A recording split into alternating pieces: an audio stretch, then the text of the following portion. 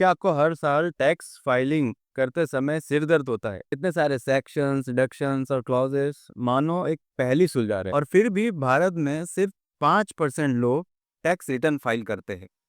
उसमें से भी 1.5% लोग ही इनकम टैक्स पे करते हैं। अब सोचिए अगर ये सब सिस्टम पूरी तरीके से बदल जाए। डायरेक्ट टैक्स कोड 2025 यही करने वाला है। लेकिन क्या ये वाकई में पूरी तरीके से बदलेगा या फिर हमारे old income tax 1961 major changes देखने को मिलेंगे 2025 में अमेंडमेंट्स के द्वारा, जैसे कि हर साल होता है? हमारे लिए फायदेमंद रहेगा या ये भी सिर्फ एक और टैक्स पेयर के लिए हार्डशिप क्रिएट करेगा?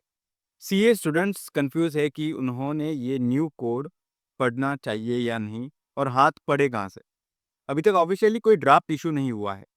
जो इनकम टैक्स की वेबसाइट पे है वो 2010 और 2013 का ड्राफ्ट है। लेकिन फिर भी सोशल मीडिया पे बहुत सारे मिसलीडिंग रूमर्स आए हुए हैं। 2010 के डायरेक्ट टैक्स कोड ड्राफ्ट में लिखा है, accountant means an chartered accountant within the meaning of Chartered Accountants Act 1949 and includes a auditor as per Companies Act. In simple words, CA in practice को ही accountant का दर्जा दिया गया है। लेकिन 2013 का जो ड्राफ्ट है उसमें अकाउंटेंट की डेफिनेशन में सीएस और सीए में प्रोफेशनल को भी इंक्लूड किया है। इससे चार्टर्ड अकाउंटेंट्स परेशान है क्योंकि अभी टैक्स ऑडिट करने का राइट्स सीए के अलावा सीएस और सीए में प्रोफेशनल्स को भी मिलेगा। और सीएस सीए में प्रोफेशनल्स के लिए एक बहुत बड़ी अपॉर्चुनिटी टैक्स ऑडिट में नजर आ रही है। आज देखेंगे कि क्या डायरेक्ट टैक्स कोड वाकई में इंट्रोड्यूस होगा 2025 में। पहले समझते हैं डायरेक्ट टैक्स कोड आया कहां से। 2009 पहली बार ये प्रस्तुत रखा गया था पुराने इनकम टैक्स एक्ट 1961 को रिप्लेस करने के लिए यूपीए गवर्नमेंट द्वारा। 2010 एक रिवाइज ड्राफ्ट पेश हुआ था पार्लियामेंट में जो कि पास नहीं हो पाया। 2013 स्टेक होल्डर्स की फीडबैक के बाद इसे फिर से बदला गया। 2017 में एक टास्क फोर्स कमेटी का गठन हुआ और डायरेक्ट टैक्स कोड को अपडेट करने के लिए इनकी ये जिम्मेदारी की। अब फाइनेंस मिनिस्टर निर्मला सीतारमन ने 23 जुलाई 2024 को union budget of financial year 24-25 में इनकम टैक्स एक्ट 1961 का कॉम्प्रिहेंसिव रिव्यू की अनाउंसमेंट की थी। यानी कि 15 साल बाद भी कहानी अधूरी है। मैं पहले ही डिस्क्लोजर कर दूं कि डायरेक्ट टैक्स कोड 2025 का अभी तक कोई भी ऑफिशियल ड्राफ्ट पब्लिक कमेंट्स के लिए नहीं आया है। जब जीएसटी 2017 में इंप्लीमेंट हुआ था तो ड्राफ्ट 2016 में ही अवेलेबल कर दिया गया था पब्लिक कमेंट्स के लिए। लेकिन हमें यह भी मालूम है कि इनकम टैक्स एक्ट पर सेंट्रल गवर्नमेंट का कंट्रोल है, तो जीएसटी जितना डिफिकल्ट नहीं होगा डायरेक्ट टैक्स कोड को पास करवाना पार्लियामेंट में। ये जो एक्सपेक्टेड चेंजेस है जो मैं बताऊंगा इस वीडियो में और आपने बहुत सुने भी होंगे, इनका कोई ऑथेंटिक प्रूफ नहीं। मोस्टली सभी 15 साल पुराने जो ड्राफ्ट 2010, 9 और 13 को बेस में रख कर ये जो न्यूज स्प्रेड हो रही। फाइनेंस मिनिस्टर निर्मला सीतारमन की ट्वीट्स, अनाउंसमेंट, सीबीडीटी चेयरमैन के इंटरव्यूज जो कि यूट्यूब पे भी अवेलेबल है, and recently income tax department की वेबसाइट पे एक न्यू ऑप्शन ओपन हुआ है, suggestion to revamp IT act, जिसमें कि पब्लिक से 4 टाइप के सजेशन मांगे जा रहे हैं इनकम टैक्स एक्ट को सुधारने के लिए। Simplification of language, litigation reduction, compliance reductions और रिडंडेंट एंड ऑब्सोलीट प्रोविजंस, इस 4 टाइप में। जिससे कि पिक्चर क्लियर है कि 2025 में मेजर चेंजेस एक्सपेक्ट कर सकते हैं अमेंडमेंट्स के थ्रू या फिर डायरेक्ट टैक्स कोड इंट्रोड्यूस हो जाएगा। वीडियो में मैं आगे बढ़ रहा हूँ ये अज्यूम करके कि वो चेंज डायरेक्ट टैक्स कोड 2025 द्वारा आएगा। डायरेक्ट टैक्स कोड 2025 के पीछे मकसद भी बड़े हैं। उसमें से 3 बड़े ऑब्जेक्टिव है कि टैक्स को सिंपल करना, कलेक्शन बढ़ाना और लिटिगेशन कम करना। आज भी इनकम टैक्स एक्ट में ऐसे अलाउंसेस और डिडक्शन है जो अब किसी काम के नहीं है। जैसे चिल्ड्रंस एजुकेशन अलाउंस की बात करते हैं तो सिर्फ 100 रुपये पर मंथ पर चाइल्ड का अलाउंस देता है। आज के टाइम में 100 रुपए में तो बस एक नोटबुक आती है।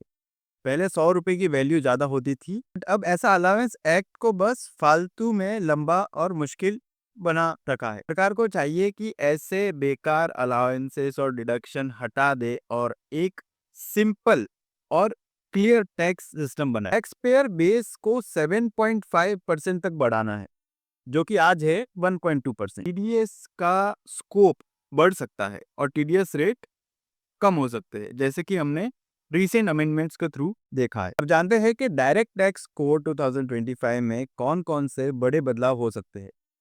सिंप्लीफाइड रेजिडेंशियल स्टेटस, पहला बड़ा बदलाव टैक्स पेयर्स की नई क्लासिफिकेशन। अब आपको आरएनओआर यानी resident but not ordinary resident जैसे कॉम्प्लिकेटेड डेफिनेशन में नहीं जूझना पड़ेगा।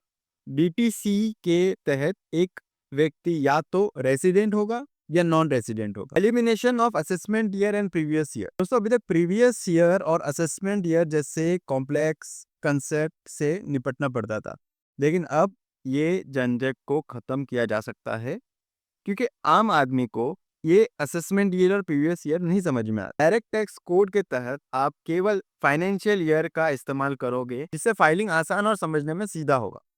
कैपिटल गेन पर बड़ा बदलाव। उदाहरण के लिए, अगर आपकी इनकम 20 लाख है और 5 लाख कैपिटल गेन है, तो इसे मिलाकर आपका टैक्स ब्रैकेट बढ़ सकता है। इस बदलाव में निवेशकों का बड़ा नुकसान होगा और ऐसा भी हो सकता है कि स्टॉक मार्केट में क्रैश देखने को मिले, क्योंकि कैपिटल गेन टैक्स का रेट जो 12.5% से 20% के अंदर होता है, वो बढ़ के 30% से बाहर जा सकता है, क्योंकि मैं मान के चल रहा हूँ हाईएस्ट टैक्स स्लैब 30% है individual. Updated income categories. Income from salary अब एम्प्लॉयमेंट इनकम कहलाएगी, और इनकम फ्रॉम अदर सोर्सेज का नाम इनकम फ्रॉम रेसिडुअली सोर्सेज होगा। शब्द भले ही बदल रहे हो, लेकिन टैक्स का गणित बिल्कुल सेम रहेगा। Unified tax rate for companies. Foreign और डोमेस्टिक कंपनीज पर एक समान टैक्स रेट लागू हो सकता है, जिसमें भारत में निवेश करना कंपनी के लिए आसान होगा। ये कदम भारत को एक ग्लोबल इन्वेस्टमेंट हब बनाने की दिशा में। Reduction of deduction and exemptions. अभी हमारा सिस्टम एग्जेम्पशंस एंड डिडक्शन से भरा हुआ है, लेकिन डीटीसी 2025 में कम कर दी जा सकती है। इसका मतलब है कि टैक्स बचाने के लिए आपको दूसरी स्ट्रेटेजीज अपनानी होगी। टीडीएस और टीसीएस अब लगभग हर प्रकार के इनकम पर लागू होगा। ई कॉमर्स में टीडीएस को 1% से घटाकर 0.1% कर दिया जा सकता है। टीडीएस रेट्स कम करके ज्यादा इनकम टाइप्स पर एप्लीकेबल करना, ये मुझे लगता है हो सकता है। हमने रिसेंट टीडीएस चेंजेस में कुछ ऐसा ही देखा। टैक्स ऑडिट का दायरा बढ़ाना। अब सिर्फ सीए ही नहीं, बल्कि कंपनी सेक्रेटरीज और कॉस्ट अकाउंटेंट भी टैक्स ऑडिट कर सकते हैं। इससे वर्कलोड जो कि सिर्फ सीए को संभालना पड़ता था पूरे देश का टैक्स ऑडिट का, वो डिवाइड हो जाएगा। एग्जाम सिलेबस पर असर। सीए में स्टूडेंट्स के लिए ये बदलाव कैसे असर डालेगा?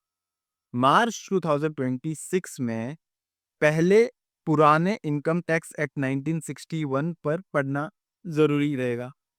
अप्रैल 2026 के बाद डीटीसी 2025 लागू अगर हुआ, ये आपका सिलेबस का हिस्सा उसके बाद ही बन सकता है। तो अगर आप 2026 के फर्स्ट हाफ, मार्च वाला जो एग्जाम होता है, उसकी तैयारी कर रहे हो, तो आपको ओल्ड ही पढ़ना है और डरने की कोई बात नहीं, क्योंकि नया जो टैक्स है वो ज़्यादा चेंज नहीं होगा। मोस्टली 20% तक ज़्यादा चेंज हम एक्सपेक्ट कर सकते हैं, और पुराना जो आपने टैक्स पढ़ा है उससे बहुत हेल्प मिलेगी जो भी चेंज हुआ है। पॉलिटिकल पार्टीज का एग्जेम्पशन। दिलचस्प बात यह है कि डीटीसी में भी पॉलिटिकल पार्टीज को टैक्स में एग्जेम्प्ट किया ही जाएगा।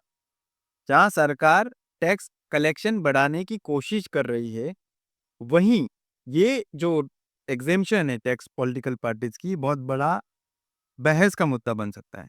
अब मेरा ओपिनियन क्या है? दोस्तों, डायरेक्ट टैक्स कोड 2025 एक बड़ा कदम है, लेकिन हर बड़े कदम के साथ एक सवाल आता है, क्या इसे सही तरीके से लागू किया जाएगा? मुझे ऐसा लगता है कि 2010 और 2013 में डायरेक्ट टैक्स कोड के ड्राफ्ट में जो लिखा था, उसमें से कुछ चीजें ऑलरेडी इंप्लीमेंट की जा चुकी, जैसे कि फेसलेस असेसमेंट और कुछ ऐसे चेंजेस है तो मुझे लगता है कि इम्प्लीमेंट नहीं हो गए। जैसे लॉन्ग टर्म कैपिटल गेन और शॉर्ट टर्म कैपिटल गेन का जो टैक्स रेट है वो स्लैब के हिसाब से लगना। अभी रिसेंटली एलटीसीजी का रेट चेंज हुआ है। अभी फिर से अगर चेंज करना है तो मुझे प्रोबेबिलिटी कम लगती है, बट यू नेवर नो, कुछ भी हो सकता है।